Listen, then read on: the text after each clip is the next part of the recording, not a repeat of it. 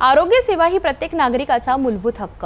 पण जर रुग्णालयच वीज नसल्याने ठप्प झालं तर रुग्णांचा जीव धोक्यात येतो.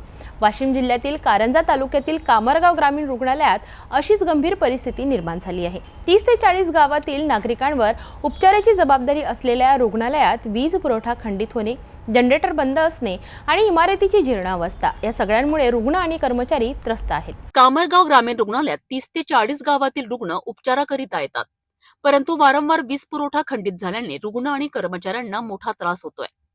एक्स-रे मशीन, ओपीडी, इतर वैद्यकीय यंत्रे वारंवार बंद पडतात.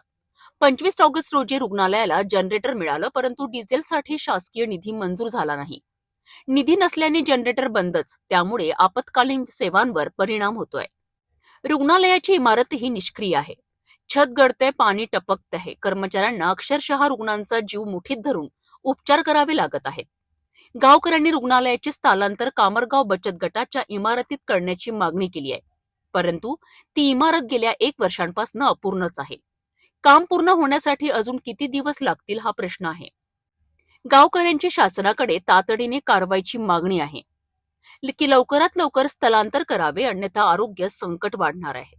रुग्णालय म्हणजे नागरिकांचा जीव वाचवण्याचं ठिकाण, पण जर तेच ठिकाण धोकादायक बनलं तर समाजासाठी मोठं आरोग्य संकट आहे. शासनाने तातडीने दखल घेतली नाही तर कामरगाव परिसरातील हजारो नागरिकांच्या आरोग्यावर गंभीर परिणाम होऊ शकतो.